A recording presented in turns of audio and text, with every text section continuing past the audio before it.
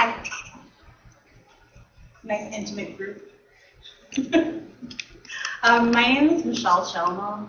Can I just get your names since there's not so many? Caitlin. Caitlin. Troy Deep. Troy Deep. Okay. So today we're talking about tech tools in the classroom. We're going to talk about two specifically. One is called Puzzle, and the other one is called Formative. It was formerly known as Go Formative, but so you may have heard that before. So for Puzzle, well, what is it and why is it going to help us? Ultimately, it's a tool or a website that allows you to take other videos that are already out on the internet and add questions to them or edit those videos yourself to include formative assessment questions. And the nice thing about that is it has a grading system on the back end, so you can see who's viewed the videos before, how many students have completed watching the video, or if they only watched a portion of that video. And then you can also include voiceovers for your students. Why use it? Well, it allows our students to work at their own pace, and it gives the opportunity to go over a missed concept multiple times. So often we see our students, especially in a fast-paced college environment, missing out on a concept because they're trying so hard to take notes. So this allows them to go over something again outside of the classroom. It also allows you to work smarter and not harder. And what I mean by that is it takes a load off of the teacher's end because it's taking something that's already out there and not reinventing the wheel. And then the nice thing is the features that are on the back end allow you as an instructor to gauge student understanding by using the formative questions as well, like witnessing how much of a specific video people have viewed. Something that you should note, though, is teachers and students both need Puzzle, Edmodo, or Google accounts to use it. So most people have Gmail accounts, but I have come across students who don't, and we have to take time at the beginning of class to go over something like signing up for Gmail. So this is the part where we would go online and really dive into the different components. So what we're going to do is we're going to use our imagination and pretend like we are online right now. So Puzzle's interface looks like this. When you first get started, there's a login and a sign up button, so you're going to sign up for an account. And basically, you as a teacher will sign up as a teacher. When your students do it, they'll sign up as students. And then this is, as we go through, you would sign up either with a Google account or you would create your own Puzzle account. Students have the option to use an Edmodo account as well.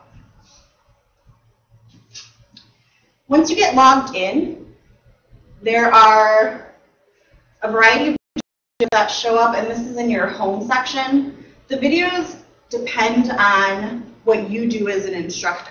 So my job is I'm a teacher that works with computers. So all the things that are trending in computers will show up on this page. So, Caitlin, what do you do? Math. Math. So it'll show all the new math things that are related to your content. Okay. The nice thing is, what you can do is you can pick a video. So let's say the Atlantic slave trade. We're going to take this video. It's from TED-Ed. So it's an already created video that is reliable and has a great source. Oops. And when you hover over the individual videos, it gives you these three options: edit, view, or make a copy. If you're going to do a voiceover, you would make a copy of this and go ahead and record your voiceover. You can already take pre-recorded video and include your own audio. Under edit, when you click edit, it gives you the option to view where the original questions for this video, so whoever initially came up with this video. They put 6 questions in here. And you can go ahead and either take those out, you can edit them, and basically make this your own. So one of the sample questions, the first question is, as the students are watching this video, when they get to a question, the video itself will pause and allow them to fill out whatever the answer is to the question that you're asked. So in this case, how many Africans were forced into slavery? Well, they would have already just watched that, so it's another opportunity for them to reiterate the content that you're giving them.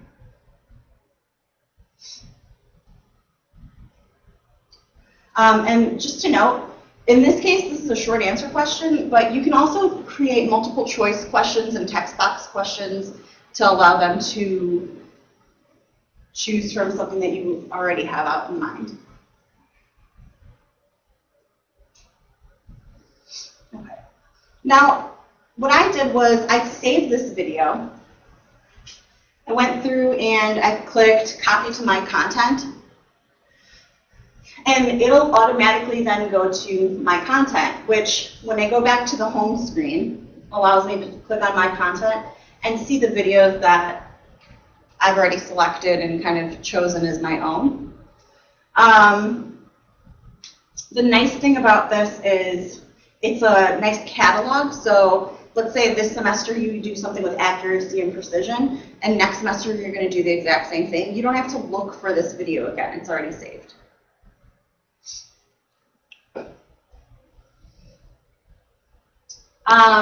Now, once you have your videos set up, you'll create your classes. So in this case, I created a class called Test Class.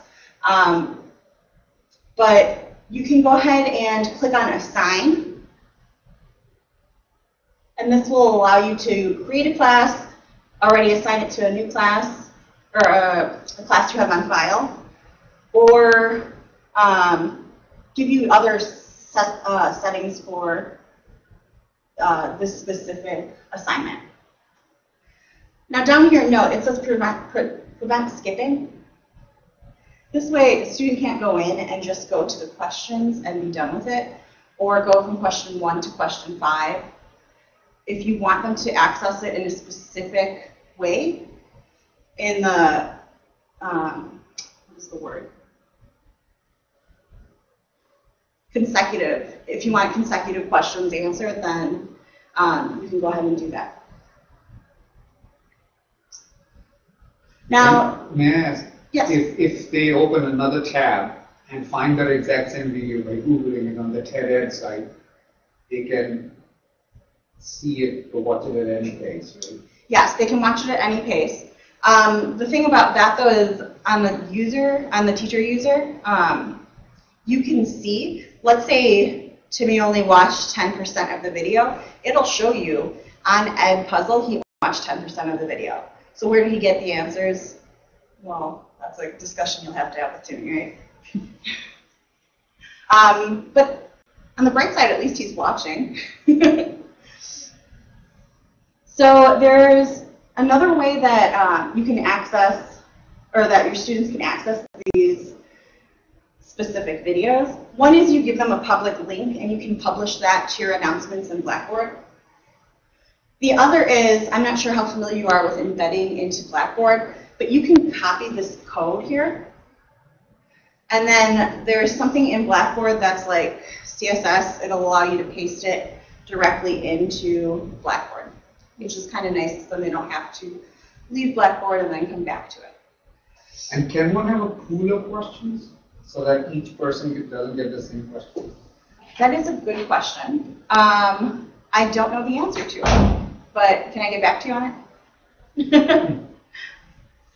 Because I'll have this information, I believe, from who showed up, and I can get back to you. Hi. Hi. So the nice thing is, on your end, what you get to see is, for your test class, specifically what have students done. So you'll see all the assignments that you have that are due. If you don't have a due date, those assignments will show up. And then what you can also do is you can look by student.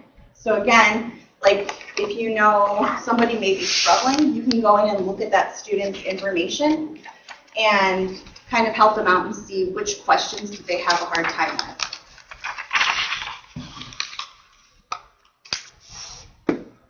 So in this case, I was a student as well as a teacher, and I created a student account, and we did the basics of factoring.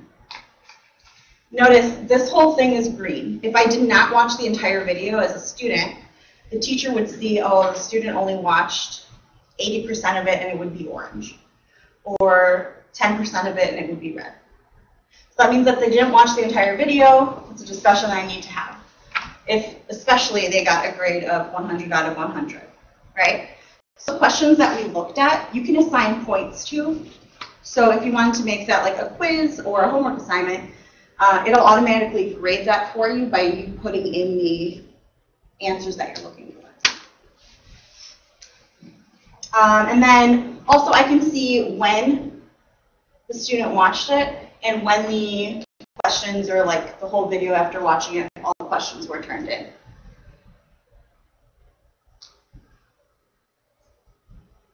Okay. Questions on Edpuzzle? Yes. So then if you were to click that prevent skipping, they can't move around the video, right? Or do you mean they can't ask questions? Correct. They can't move around the video, which Okay. So they won't be able to move around the video, and it will allow them to not skip the questions as well. Okay, so if you click that, you wouldn't have to worry about them like opening a tab to watch it and getting all the answers. They just have to watch it. You can get to the question. Correct. Okay. Yes. Okay.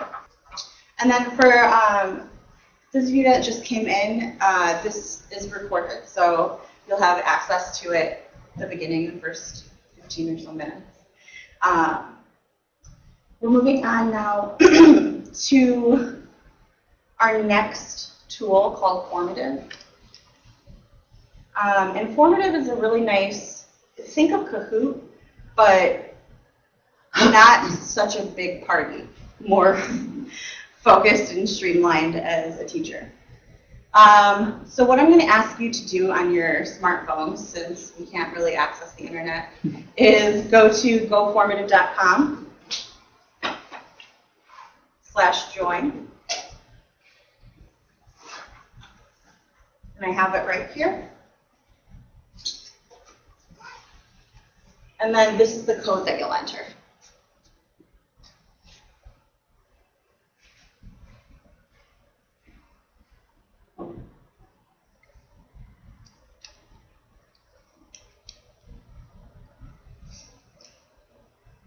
And if you don't have your smartphone, that's fine. Basically, I'll explain what they're seeing on their end. They have the option to enter a code in, and the code allows them to get to the specific set of questions that I have already pre-created. So they're pretty serious questions, like who won the Super Bowl?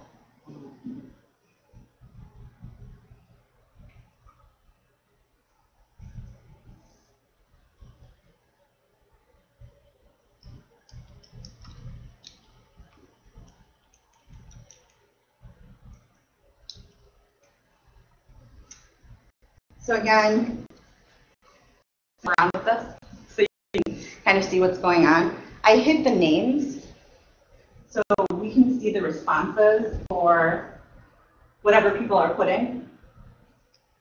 And it's real time, so as people are entering this information, it's coming up real time. What was the question? False, yeah. It's kind of hard to see it a little bit.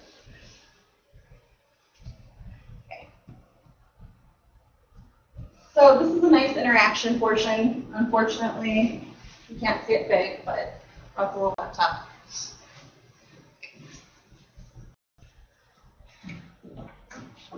And that's a taste of Formative.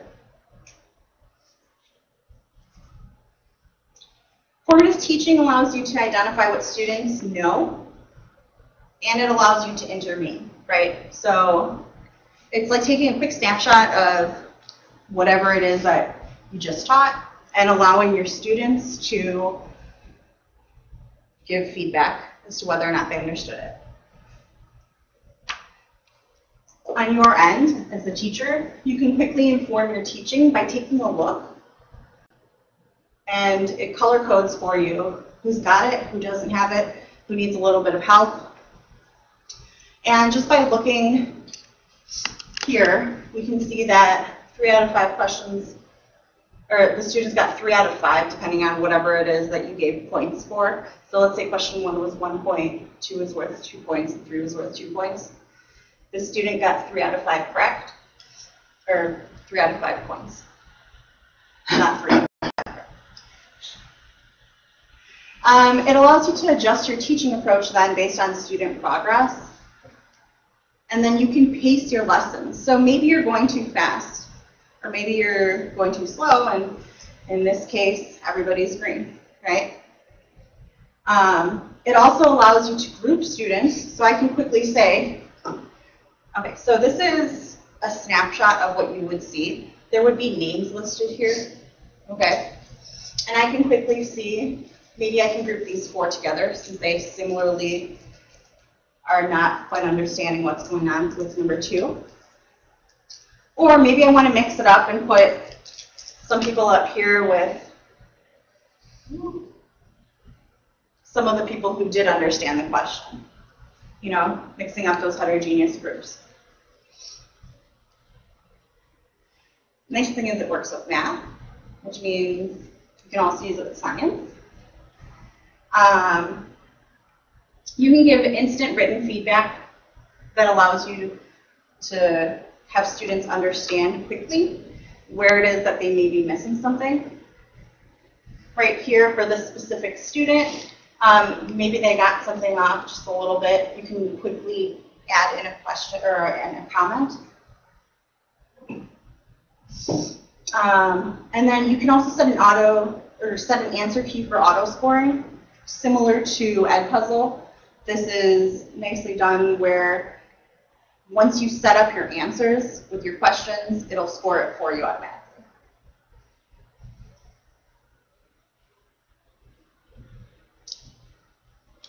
This also allows you to ensure that all of the voices of your students are heard. Generally, when people are doing this, we tend to think we're such great teachers and just move on.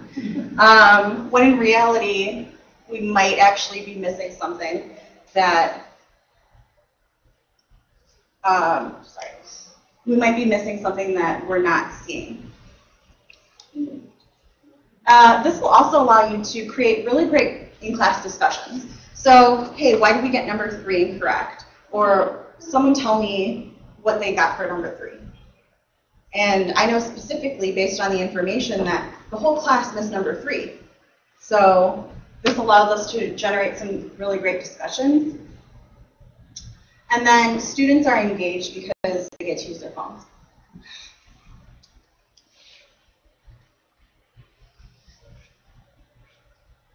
So again, this is nice because for the younger students, not our students, we're able to put in our standards. So you can actually create your own standards, your own set of standards, and put them in here.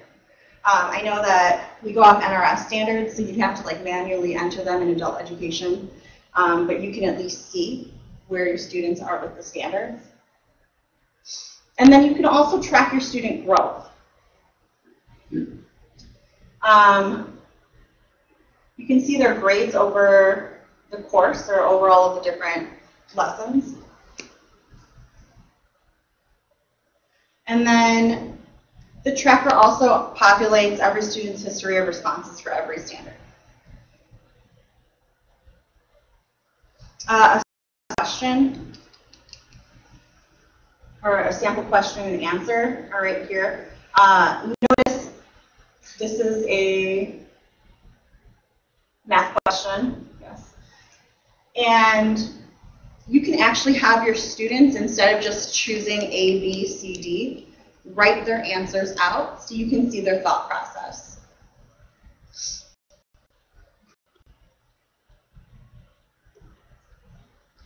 So what we'll do is pretend again that we have internet. We're going to pretend we're signing up at goformative.com to kind of see what it is that we'll see when you get started with an account. And just thinking about this, this will also help with like, polling or just making a general Kahoot, again, more standardized. Okay, so when you get started with formative.com, you can either search by school or create an account. Like when I first signed up, I didn't see anybody from Triton had signed up. So you can say my school isn't listed. At this point it is now because I'm signed up for it. But you'll choose Triton College and then fill out your information. And then you'll also add the grade levels you teach. There is a higher education option, which is nice, along with the subjects that you teach. And then it'll provide standards if there are any that have been created. Once you get in, you'll see this screen down here. It's kind of small, but it allows you to browse the library of formatives that have been created. Or you can upload and create your own formative.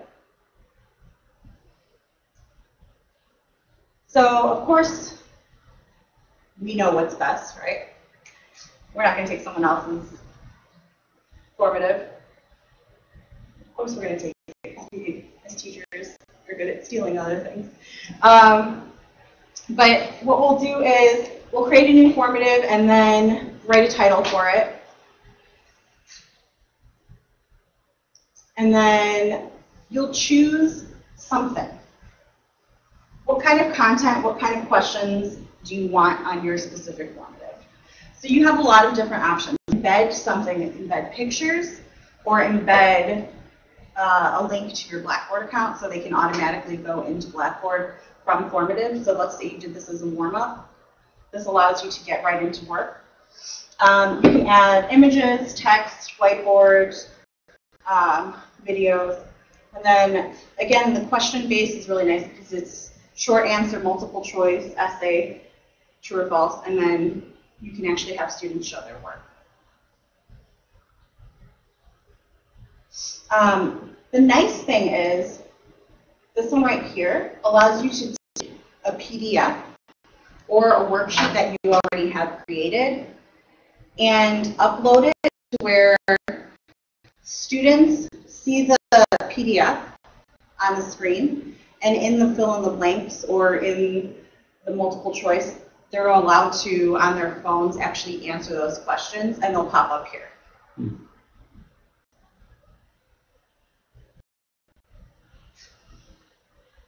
So, quick example of adding a question. Am I moving too fast or are we okay? Good? We're formative for that question. Okay, so you can change the question type from short to choice to the other options. You can actually assign points for the questions that you have. Then you'll type your question in here. There's a little key here for math symbols as well as, I'm sure, physics, sine, cosine, more math trig. And then you can add a correct answer. If it's a poll, obviously you don't need to do that.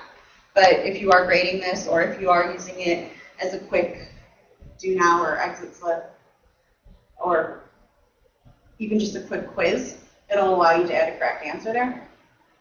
And then you can add a tag. So let's say this entire unit is a biology on cells. If you tag this as cells, you can find it quickly in your formative.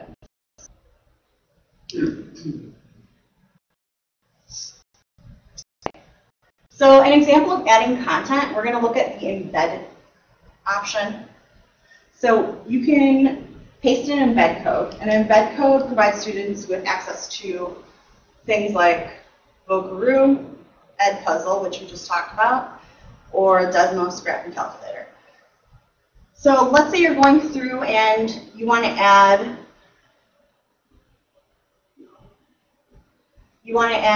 an Ed Puzzle video into this formative. You can actually do that just by taking the iframe and copying and pasting it in here.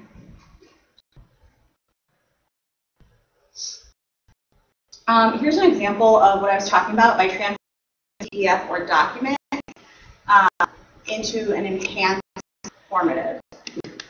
So what you would do is you would click Enhance a PDF/doc, click Upload, or you can choose your file from your. And then in this situation, we uploaded this content. And this is what I'm talking about by adding questions and numbers to a PDF or doc. So there's two. This is the question associated with one.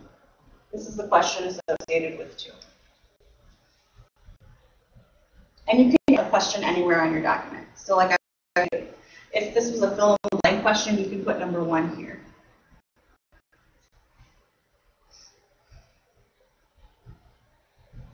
So Yes. You upload the into which folder? I lost that part. Yeah, so you Over here. yeah. And then how did you number them? So once you upload it, it'll give you the option. It'll say click to add a question. The nice thing is it's not like linear. You can actually move your mouse along the entire PDF and click wherever it is you need.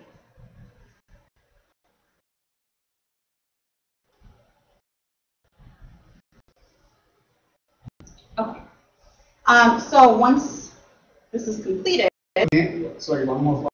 Even if it's a PDF, it can still like crawl through the document and find it. Exactly. Yeah. So for .doc or .docx, it'll allow you to do that.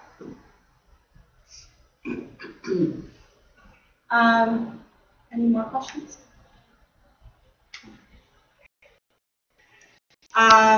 So what you want to do after you do questions on here is it'll allow you to preview how it will look for your students. You preview on in the right-hand corner to see from what this would look like. And then you can respond, and your sample responses show up on the responses page. So the view responses page is right here. It gives you options.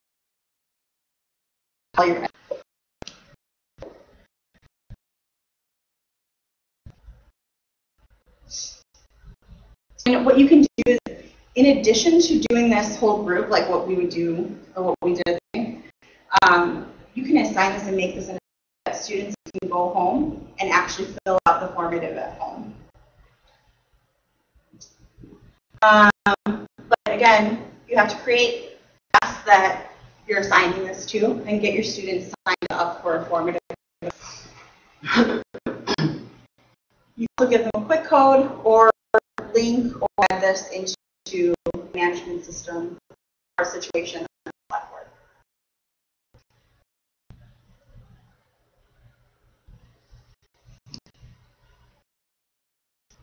So if we take a look at responses, right? In this case, we see that there are 7 that we have in this formative. You can navigate easily by clicking up the question or the answers, as well as the question. In this case, number 1 was 54 times 3. And then John Snow and Arya Stark set it up. This is what it looks like. 5 plus 1 is not 9.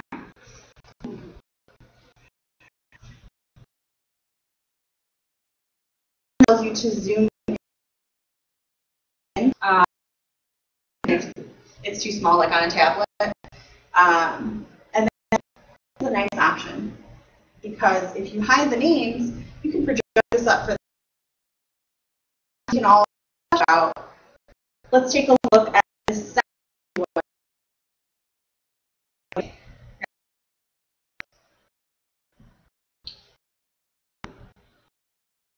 Filter response. So let's say you have 4 classes that you're teaching, and this is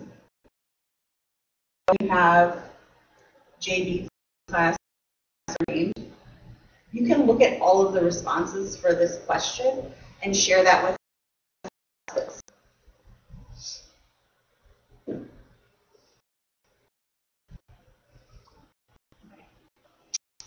And you can also, in this case, you can toggle between scores and kind of where we're going to be as our, but you can filter by class, and individual student averages are shown here.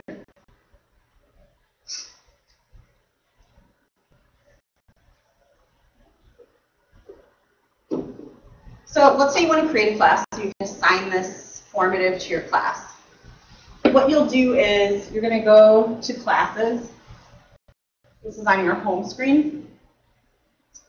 And then you'll create classes, or you can import them from Google Classroom if you're using that in addition to Blackboard. It's probably just easiest to create your classes by adding them in singularly. And then you can get students to create accounts, or you can create accounts for them so they can just join the class. And the nice thing is you can reset the passwords because we know that our students always forget their passwords.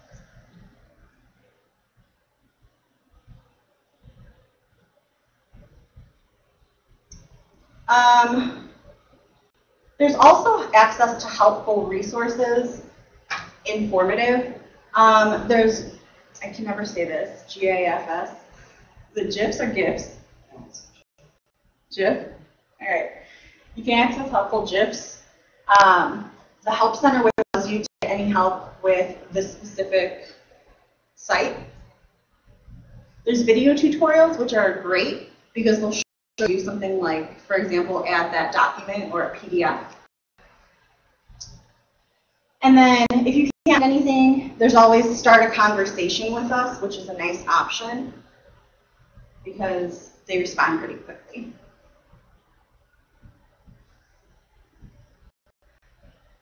Formative also has pre-made formatives. So we looked at creating our own. There's a library. So again, on your home screen, there's formatives, classes, tracker, and then library. Library allows you to take a look at formatives that may have already been created for your content. And again, you're similar to Puzzle.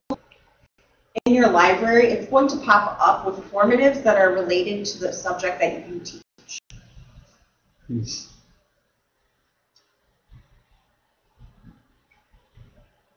Here's an example of an embedded iframe. So in this, there's a note from the author, and then there's a video, so you can have your students watch a video and then fill out poll questions related to that video, or create a multiple choice assessment.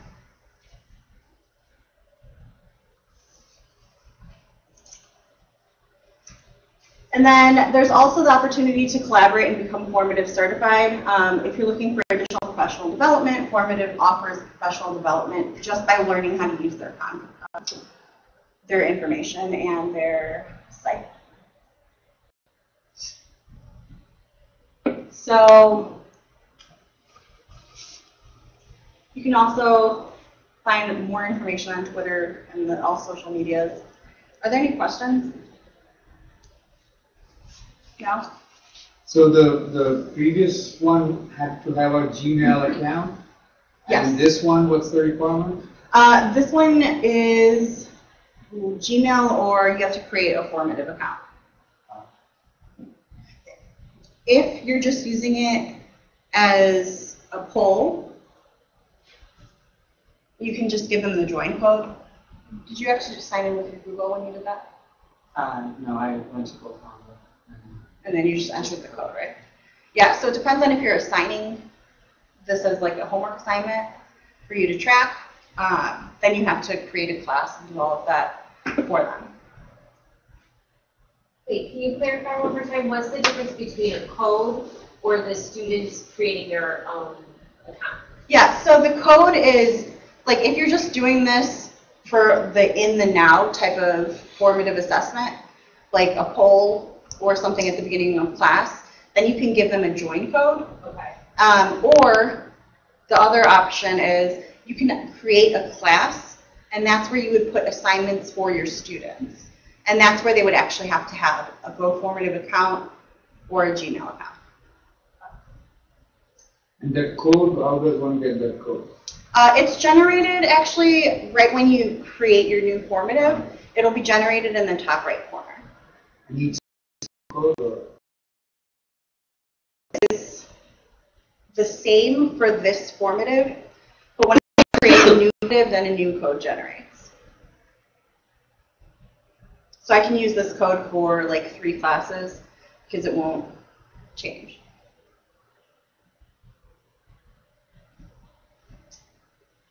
Other questions? No? Test it out. I sure wish we could test it out too. So if one's doing it, like so just as right now we know that website and I know this code, and I basically go plug this website if the internet was working in my class and say give this code, would they have access to your stuff or would it be a new? It would be access to your specific, Okay. like They won't be your able to see formative. anything besides what's embedded in my code. It's all private. Other questions? Questions on Ed Puzzle? Yeah, I missed the Do whole. you want a quick overview? I know what questions. I'll do a really, actually, I think it would be better off for the people who work here to do a quick overview. Megan, what's Ed Puzzle? Ed Puzzle is a tool that allows you to take already created videos from the internet and embed your own, or add your own questions, add your own commentary or voiceovers, and have students pause at particular times to answer questions about the content to help with comprehension. How is it different from insert learning?